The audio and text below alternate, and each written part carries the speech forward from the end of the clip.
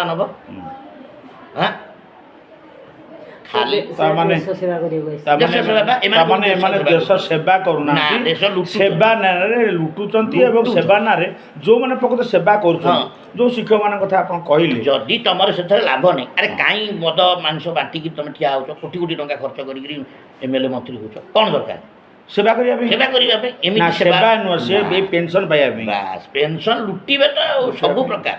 ଆଚ୍ଛା, ଏଗୁଡା କ'ଣ ଭୋଟର ଜାଣନ୍ତିନି? ହଁ, ଭୋଟରକୁ ପୁରା ଚାଉଳ ଡାଲି ଦେଇଦେଲେ, ଯୋଉ ଦେଲେ ଯୋଜନା ସୁଭଦ୍ରା ଯୋଜନା, ଭୋଟର ତ ପରିବର୍ତ୍ତନ କଲେ କିଛି ହଁ ନୂଆ ହବ ଭୋଟର କିନ୍ତୁ ପୁଣି ଦେଖିବେ ଏଇଆ ଭୋଟର ପରିବର୍ତ୍ତନ କଲେ କି କିଛି ଅପେକ୍ଷା ନୂଆ ହବ, କିନ୍ତୁ କିଛି ନୂଆ ହେଲାନି। ତେଣୁ ଏ ସରକାର ପୁଣି ଦେଖିବ, ଆନ୍ଦୋଳନ ଏ କରିକି ସରକାର କଷ୍ଟ କରି ଶୁଣନ୍ତୁ, ଏ ସରକାର ଆଗାମୀ ଦିନରେ ପୁଣି ଦେଖିବେ ପୁଣି ବିଦାୟ ନେବ ଏବଂ ତାକୁ ସେଇ ବିଦାୟ ନେବ ସେଇ ବ୍ଲକ ଗ୍ରାଣ୍ଟ ଶିକ୍ଷକ, ଆଉ କେହି ନୁହଁ। ମାନେ ସେ ଭୋଟ ପାଇଲା ପରେ ଅତି ସହଜରେ ଟଙ୍କା ପାଉଛନ୍ତି, କିନ୍ତୁ ଏଇ ଯୋଉ ଶିକ୍ଷକ ମାନେ ଆପଣ ଖଟି ଚିନ୍ତା ଖଟି କରନ୍ତୁ, ଆନ୍ଦୋଳନ କରି ମାଡ଼ ଖାଇ ଜେଲ ଯାଇକିରି କିଛି ନାହିଁ, କିଛି ନାହିଁ।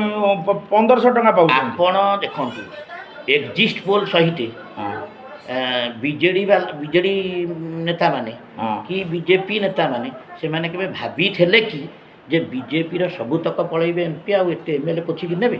ଏ କଥା ନେବେ ବୋଲି ଆପଣ କେବେ ଭାବିଥିଲେ? ନା ଏକ୍ଜିଷ୍ଟ ପୋଲ୍ କହିଲା କି? ନା କହିଲା କହିଲାନି। ଏ କଥା ବି ଏକ୍ଜିଷ୍ଟ ପୋଲ୍ ବି କହିଲାନି କି ଏମ୍ଏଲ୍ଏ ଉଭୟ ଦଳ କହିଲେନି ଯେ ଆମର ଏତେ ଯିବ ବୋଲି। କିନ୍ତୁ ଦେଖନ୍ତୁ କେମିତି ପରିବର୍ତ୍ତନ ହେଲା। ଏ ପରିବର୍ତ୍ତନ କେବଳ ମୁଁ କହିବି ଏଇ block grant teacher, block grant ପାଇଁ ପରିବର୍ତ୍ତନ ହେଇଛି ଏବଂ ଏଇ ବ୍ଲକ ଗ୍ରାଣ୍ଟ ଶିକ୍ଷକ ଆଗାମୀ 5 ବର୍ଷ ଦେଖିବେ, ଯଦି ସେମାନଙ୍କର ପେନସନ, ଦରମା, ଗ୍ରାଚ୍ୟୁଟି, ତାଙ୍କର ନ୍ୟାଯ୍ୟ ଦାବି ସେମାନେ ଏଇ 25 ମସିହା ସୁଦ୍ଧା ନ ପାଇଲେ ପୁଣି ଚେଞ୍ଜ କରିଦେବେ। ପୁଣି ବଦଳିବ। ଆରେ ଦେଖନ୍ତୁ ବଦଳିଲେ କିଛି ନାହିଁ, ସେ ପୁଣି ପେନସନ ପାଇବେ। ସିଏ ତ ପେନସନ ପାଇବେ, ସିଏ ତ ତାଙ୍କର ସେଇ ରକମର କରୁଛନ୍ତି କାମ, ଆଉ ଆପଣ କ'ଣ ନାଇଁ, ଆମେ ଗୋଟେ ଏମିତି ଗୋଟେ ନିୟମ ଏଠି ଲୋକ ଜାଗ୍ରତ ହେବେ ଯେ ବର୍ତ୍ତମାନ ଆନ୍ଦୋଳନ ଦରକାର ନାହିଁ କାମ ପାଇଁ। ବର୍ତ୍ତମାନ ଯେଉଁମାନେ ଏମ୍ଏଲ୍ଏ ହେବେ, ମନ୍ତ୍ରୀ ହେବେ, ସେମାନେ ବ୍ଲକ ଗ୍ରାଣ୍ଟ ଦରମା ପାଇବେ, ବ୍ଲକ ଗ୍ରାଣ୍ଟ ଯେମିତି ପାଉଥିଲେ ଶିକ୍ଷକମାନେ। 40% ଶିକ୍ଷକମାନେ। ତେଣୁ ଏ କାମ କରିବ କିଏ? ନା ଏଇ ଶିକ୍ଷକମାନେ କରିବେ। ସେମାନଙ୍କୁ ଆନ୍ଦୋଳନ ହେବ ଏଣିକି ଯେ ସେମାନଙ୍କୁ ଯିଏ ଆସିବ ତାକୁ ବ୍ଲକ ଗ୍ରାଣ୍ଟ ଦରମା ଦିଆଯିବ, ଦେଶ ସେବା କରି ବ୍ଲକ ଦେଖିବା ସେମାନେ ବ୍ଲକ ଗ୍ରାଣ୍ଟ ଦରମା ନେଇ କେମିତି ଦେଶ ସେବା କରିବେ। କିଏ କିଏ କରିବ, କିଏ ବିଲେଇ ବେଗରେ ଘଣ୍ଟି ବିଲେଇ ବାନ୍ଧିବ? ବେକରେ ଘଣ୍ଟି ବାନ୍ଧିବେ, ଏଇ ବ୍ଲକ ଗ୍ରାଣ୍ଟ ଶିକ୍ଷକ ସବୁ ବାନ୍ଧିବେ। ଆଚ୍ଛା, ଏଇ ଯେତେ ଟିଚର ରିଟାୟାର୍ଡ କରିଗଲେଣି, ସେମାନେ ସେ ତ କ'ଣ କାନ୍ଦୁଛନ୍ତି, ତାଙ୍କ ପରିବାର କାନ୍ଦୁଛନ୍ତି, କ'ଣ କରିବେ? ଗୋଟାଏ ଟଙ୍କା ପେନସନ ପଇସା ନାହିଁ ଆଙ୍କ ପାଖରେ। ଇରେ ତମେ ତାଙ୍କୁ ଦେଲା ବେଳକୁ ସିଏ କ'ଣ ଗଭର୍ଣ୍ଣମେଣ୍ଟ, ଆମେ କ'ଣ ନନ୍ ଗଭର୍ଣ୍ଣମେଣ୍ଟ? କ'ଣ ଆମେ ଗଭର୍ଣ୍ଣମେଣ୍ଟ? କ'ଣ ତମେ ସରକାର ଅଛ ବୋଲି କି ସବୁଜ ମାରିପିଟି ଖାଇବ? ଅଲ୍ ଓଡ଼ିଶାରେ ଦେଖନ୍ତୁ ରେଜଲ୍ଟ କରୁଛି କେଉଁ ସ୍କୁଲ? ବ୍ଲକ ଗ୍ରାଣ୍ଟ ସ୍କୁଲରେ ରେଜଲ୍ଟ ହେଉଛି, ଗଭର୍ଣ୍ଣମେଣ୍ଟ ସ୍କୁଲରେ ସେ କିଏ ପାଠ ପଢ଼ା ହେଉଛି ନ ହେଉଛି? ହଁ ସେଇଆ ସେମାନେ ସେମାନେ କ'ଣ ତାଙ୍କର ଗୋଟେ ଉଠିଗଲା, ସେ ଡିଏଡ୍ ପୋଷ୍ଟିଂ ଡାଇରେକ୍ଟ ଦରମା ପାଇବେ? ହଁ, ସିଏ ତାଙ୍କର ଉଠିଗଲା, ତାଙ୍କର ସବୁ ଡାଇରେକ୍ଟ ହେଇଯିବ। ତେଣୁ ଏଗୁଡ଼ା ପଢ଼େଇ ନା, ଏମାନେ ପଢ଼େଇ ଯେଉଁମାନଙ୍କର ଯେଉଁମାନେ ଗଛ ଲଗେଇଲେ ସେମାନେ ଫଳ ଖାଇବେନି, ବୁଝିଲା? ଫଳ ହେଲା ପରେ ସିଏ ଆସିବେ ଧୁଇଁକିନି ଖାଇବେ। ଗୋଟେ ଧ୍ୱଂସ ହେଇଯାଉଛି। ଧ୍ୱଂସ ହେଇଯାଉଛି। ଶିକ୍ଷକର ଅଭିଶାପରେ କେତେ କେତେ ଆଚ୍ଛା, ଶିକ୍ଷକର ଅଭିଶାପ ପଡ଼ିନି ତାଙ୍କ ଉପରେ? ପଡ଼ିଛି ନା, ପଡ଼ିଲା ନାହିଁ ବିଜେଡ଼ି ସରକାର ଗଲା କେମିତି? ପ୍ୟାରି ଗଲା କେମିତି? ପାଣ୍ଡିଆନ ଗଲା କେମିତି କହୁନାହାନ୍ତି? କେବଳ ଶିକ୍ଷକ ଅଭିଶାପରେ। ଶିକ୍ଷକ ଅଭିଶାପ, କେବଳ ଶିକ୍ଷକ ଅଭିଶାପ।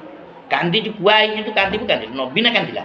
ଏ ତୁ ତାମାନେ ଆପଣ ବୁଝିପାରୁନଥିଲା, ଏବେ ଯୋଉ ନୂଆ ସରକାର ସେ ଦୟାକରି ଦୟାକରି ଅନ୍ୟ କୋଉ ଅଭିଶାପ ପଡ଼ିବନି ତା ପ୍ରତି, ନା, କିନ୍ତୁ ମାଷ୍ଟର ଅଭିଶାପ ନିଶ୍ଚୟ ପଡ଼ିବ। ମାଷ୍ଟର ମାନେ ବ୍ଲକ ଗ୍ରାଣ୍ଟ ଶିକ୍ଷକ, ହେ ପ୍ରଭୁ, ବ୍ଲକ ଗ୍ରାଣ୍ଟ ଶିକ୍ଷକ ଅଭିଶାପ ନିଶ୍ଚୟ ପଡ଼ିବ। ପଡ଼ିବା କଥା ପଡ଼ିବ, ମୁଁ କହୁଛି ପଡ଼ିବ। ଆପଣ ଦେଖିବେ ପଡ଼ିଛି, ଦେଖନ୍ତୁ ବିଜେଡ଼ି ସରକାର ଉପରେ ପଡ଼ିଲା, ସେମାନେ ଜାଣିଥିଲେ କି ଧ୍ୱଂସ ହେବେ ବୋଲି?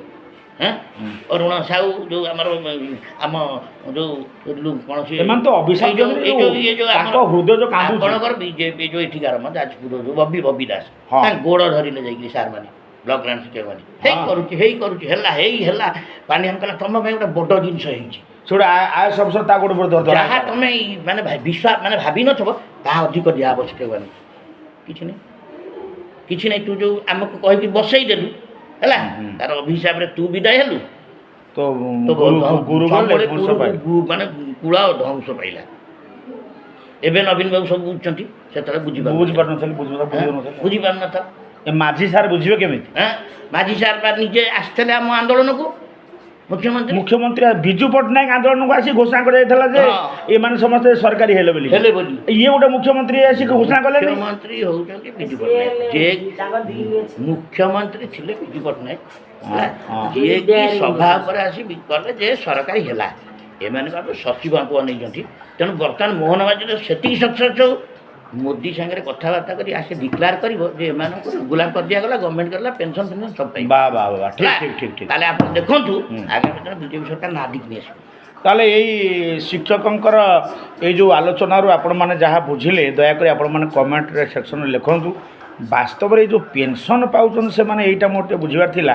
ଏ ଯାହା କହିଲେଣି ଗୋଟେ ମୁଣ୍ଡ ଆଉ କାମ କରୁନି ଭାଇ। ସେମାନେ ଏତେ ପେନ୍ସନ୍ 2 ପ୍ରକାର 3 ପ୍ରକାର ପେନ୍ସନ୍ ପାଇବେ କିନ୍ତୁ ଶିକ୍ଷକମାନେ ଆଦୌ ପେନ୍ସନ୍ ପାଉନାହାନ୍ତି ଖଟି ଖଟିକା।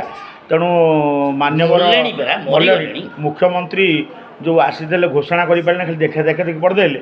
ଏଣିକି ସେ ସିଧା ଆସିକି ଗୋଟେ ଘୋଷଣା କରନ୍ତୁ ପେନ୍ସନ୍ ଗୋଟେ ଶିକ୍ଷକମାନେ ଦିଅନ୍ତୁ। ଆମେ ଏତିକି ନିବେଦନ କରୁଛୁ। ଜୟ ଜଗନ୍ନାଥ।